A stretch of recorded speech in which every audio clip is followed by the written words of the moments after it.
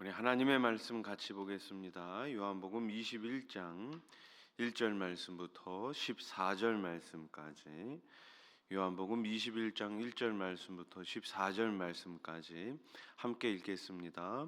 그 후에 예수께서 디베랴 호수에서 또 제자들에게 자기를 나타내셨으니 나타내신 일은 이러하니라. 시몬 베드로와 디두모라 하는 도마와 갈릴리 가나 사람 나다나엘과 세베대의 아들들과 또 다른 제자 둘이 함께 있더니 시몬 베드로가 나는 물고기 잡으러 가노라 하니 그들이 우리도 함께 가겠다 하고 나가서 배에 올랐으나 그날 밤에 아무것도 잡지 못하였더니 날이 새어 갈 때에 예수께서 바닷가에 서셨으나 제자들이 예수이신 줄 알지 못하는지라. 예수께서 이르시되 얘들아 너희에게 고기가 있느냐 대답하되 없나이다. 이르시되 그물을 배 오른편에 던지라 그리하면 잡으리라 하시니 이에 던졌더니 물고기가 많아 그물을 들 수 없더라. 예수께서 사랑하시는 그 제자가 베드로에게 이르되 주님이시라 하니 시몬 베드로가 벗고 있다가 주님이라 하는 말을 듣고 겉옷을 두른 후에 바다로 뛰어내리더라. 다른 제자들은 육지에서 거리가 불과 한 50칸쯤 되므로 작은 배를 타고 물고기 든 그물을 끌고 와서 육지에 올라보니 숯불이 있는데 그 위에 생선이 놓였고 떡도 있더라. 예수께서 이르시되 지금 잡은 생선을 좀 가져오라 하시니 시몬 베드로가 올라가서 그물을 육지에 끌어올리니 가득히 찬 큰 물고기 110마리라. 이같이 많으나 그물이 찢어지지 아니하였더라. 예수께서 이르시되 와서 조반을 먹으라 하시니 제자들이 주님이신 줄 아는 고로 당신이 누구냐 감히 묻는 자가 없더라. 예수께서 가져서 떡을 가져다가 그들에게 주시고 생선도 그와 같이 하시니라. 이것은 예수께서 죽은 자 가운데서 살아나신 후에 세 번째로 제자들에게 나타나신 것이라. 아멘.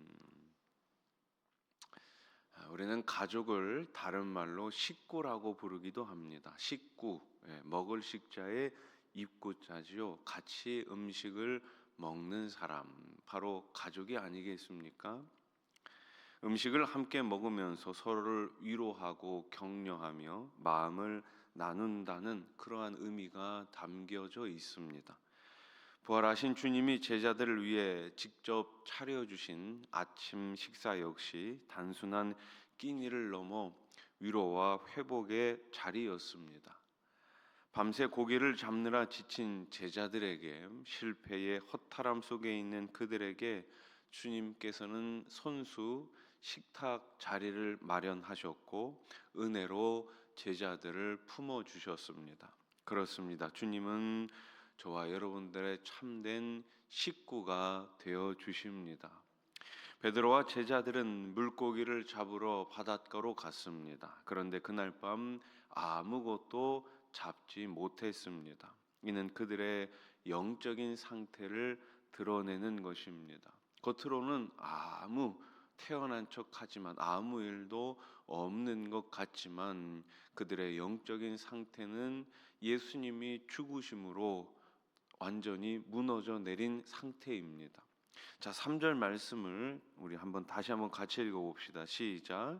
시몬 베드로가 나는 물고기 잡으러 가노라 하니 그들이 우리도 함께 가고자 하고 나가서 배에 올랐으나 그날 밤에 아무것도 잡지 못하였더니. 아멘. 성도는 예수님과 함께하지 않으면 영적인 빈곤 상태에 빠질 수밖에 없습니다.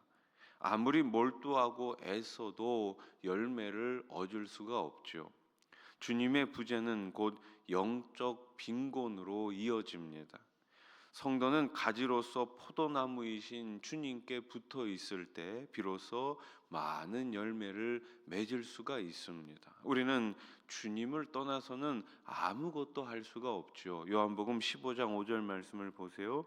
나는 포도나무요 너희는 가지라. 그가 내 안에 내가 그 안에 거하면 사람이 열매를 많이 맺나니 나를 떠나서는 너희가 아무것도 할 수 없음이라. 아멘. 아무것도 할 수 없다. 예수님은 새벽녘에 제자들을 찾아오셨지만 제자들은 주님을 알아보지 못했습니다. 예수님은 배 오른편에 그물을 던지라고 말씀하셨고 제자들이 말씀에 순종하자 많은 물고기들을 잡게 됩니다. 6절 말씀 보세요. 이르시되 그물을 배 오른편에 던지라 그리하면 잡으리라 하시니 이에 던졌더니 물고기가 많아 그물을 들 수 없더라. 아멘. 예수님이 처음 베드로를 부르셨을 때와 상황이 비슷합니다. 이를 통해 사람을 낚는 어부라는 사명을 다시금 떠올리게 하신 거예요. 처음 예수님께서 베드로를 부르셨을 때 내가 사람을 낚는 어부가 되리라 이렇게 말씀하시면서 베드로에게 사명을 주시지 않았습니까? 베드로는 지금 사명을 잃어버린 상태예요. 주님께서 주신 그 모든 것들을 다 놓친 상태입니다. 그러나 주님은 다시 찾아오셨고 다시금 사명을 주십니다. 주님은 우리의 삶 속에서도 계속해서 우리의 사명을 재확인시키고 계십니다. 여러분, 우리에게 맡기신 귀한 이 복음을 가지고 사람을 살리고 키우고 고치는 것이 우리의 사명, 우리 교회의 사명인 줄로 믿습니다. 요한이 먼저 예수님을 알아보고 베드로에게 말합니다. 그러자 베드로는 예수님을 뵙기 위해 물속으로 뛰어들지요. 7절 말씀. 예수께서 사랑하시는 그 제자가 베드로에게 이르되 주님이시라 하니 시몬 베드로가 벗고 있다가 주님이라 하는 말을 듣고 겉옷을 두른 후에 바다로 뛰어 내리더라. 아멘. 두 제자의 반응은 주님을 향한 사랑의 표현입니다. 요한은 영적 민감성과 나눔으로 사랑을 드러냈고 베드로는 열정적인 행동으로 주님을 향한 사랑을 표현합니다. 이처럼 주님을 사랑하는 방식은 각자 성향과 은사에 따라 다를 수 있어요. 우리 모두가 다 성향도 다르고 은사도 다르지 않습니까? 교회를 섬기는 방식도 다 다를 수 있어요.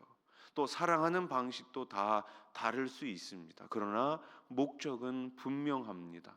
하나님을 더 사랑하고 우리의 이웃을 더 사랑하는 것입니다. 우리도 주님을 사랑하는 마음으로 각자의 자리와 은사대로 주님께 나아가 사랑을 표현하는 그러한 삶을 살아가실 수 있기를 바랍니다. 그래서 교회에는 크고 작은 여러 가지 일들이 있습니다. 물론 큰 일, 작은 일들이 어디에 있겠습니까? 하나님 보시기에는 다 귀한 일이고 주님께서 맡겨주신 사명은 다 귀한 사명인 줄로 믿으시기 바랍니다. 그래서 교회는 계급이 아니에요. 간혹 가다가 교회를 자꾸만 계급으로 오해하시는 분이 있는데 교회는 계급이 아닙니다. 직분은 계급이 아닙니다. 직분은 주님께서 맡겨주신 달란트예요.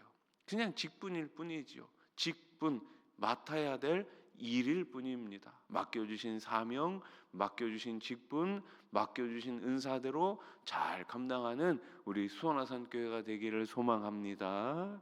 자, 예수님은 밤새 수고한 제자들을 위해 따뜻한 식사를 준비하셨습니다. 9절 말씀 같이 읽어봅시다. 시작. 육지에 올라보니 숯불이 있는데 그 위에 생선이 놓였고 떡도 있더라. 아멘. 이를 통해 주님은 섬김의 본을 제자들에게 보여주셨습니다. 주님의 섬김은 영과 육이 지친 제자들에게 큰 위로와 소망을 가져다 주었습니다. 주님이 마련하신 사랑이 가득한 음식을 통해 제자들은 영과 육이 회복이 됩니다. 성도는 주님을 본받아 손과 발로 섬김을 실천하면서 연약한 성도들, 연약한 지체들을 섬겨야 하는 것이죠. 질책과 꾸지람이 아닌 섬김의 자세로 영적 가족 공동체를 세워가는 삶을 살아가야 합니다.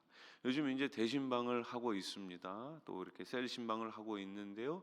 여러분, 우리가 셀 안에서 누릴 수 있는 가장 큰 축복이 무엇입니까? 그것은 바로 서로가 서로를 섬기면서 그 안에서 위로와 감사와 찬양 또 회복이 일어나는 것이 아니겠습니까?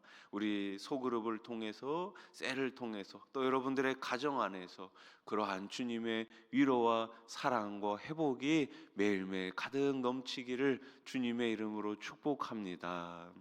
주님은 제자들을 불러 아침 식사를 나누셨어요. 자, 이제 마지막 12절 말씀을 같이 읽어봅시다. 시작. 예수께서 이르시되 와서 조반을 먹으라 하시니 제자들이 주님이신 줄 아는 고로 당신이 누구냐 감히 묻는 자가 없더라. 아멘. 부활하신 예수님의 모습이 이전과는 다르게 보였지만 제자들은 모두 그분이 예수 그리스도 주님이심을 알 수 있었습니다. 믿음의 확신은 주님과 깊이 교제함으로 더욱 풍성해지고 깊어집니다. 성도는 그래서 말씀과 기도, 찬양과 경건의 시간을 통해 항상 주님과 함께해야 하는 것입니다. 날마다 우리 주님과 말씀을 통해서, 기도의 자리를 통해서, 감사를 통해서 함께할 수 있는 거예요.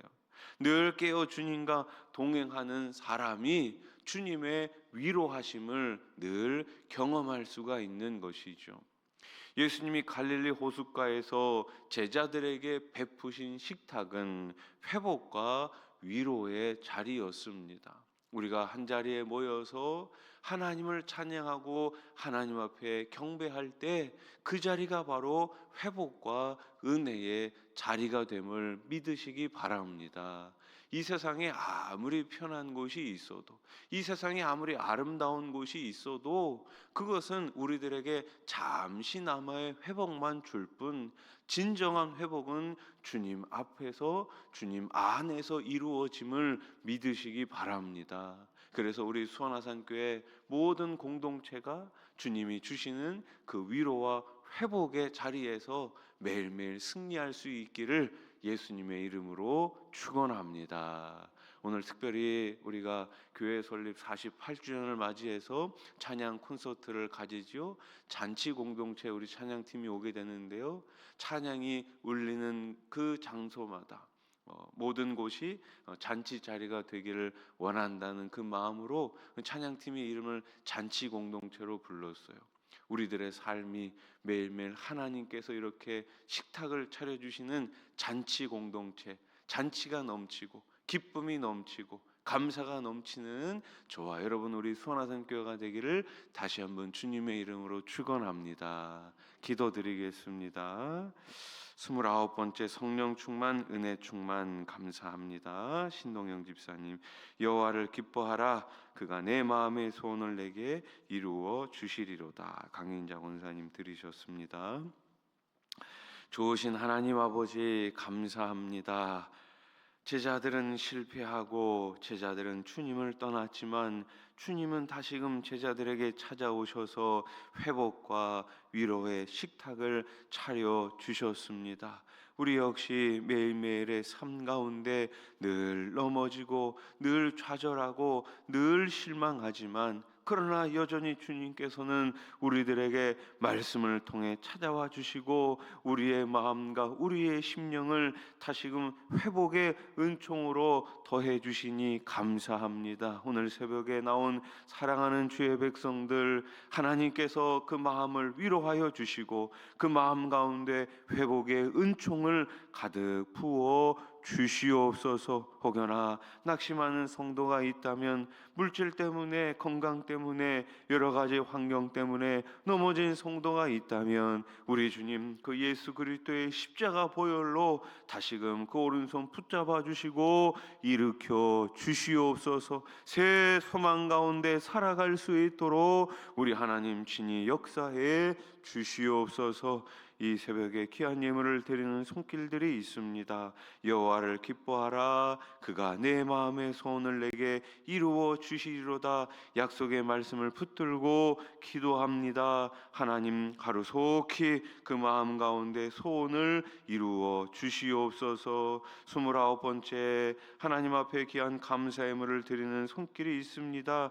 늘 성령 충만케 해주시고 은혜 충만케 해주셔서 삶 가운데 가정 가정 가운데 후손들 가운데 하늘의 복이 가득 넘치게 해 주시옵소서. 오늘 금요 기도회는 우리 수원아산교회 설립 48주년을 기념하면서 온 성도들이 한자리에서 하나님을 찬양하며 영광 올려드리는 시간입니다. 하나님께서 지난날 우리 48년 동안을 사용하여 주신 하나님 감사합니다. 앞으로도 계속해서 우리 하나님을 찬양하면서 복음을 가지고 도전하는 우리 수원아산교회가 되게 해 주시옵소서. 대신방이 계속 진행 가운데 있습니다. 신방을 받는 가정마다 셀마다 개인마다 일터마다 우리 하나님께서 하늘문 활짝 열어주시고 모든 것 가운데 가장 좋은 것으로 풍성히 채워 주시옵소서. 하나님 아버지, 세우신 많은 일꾼들이 있습니다.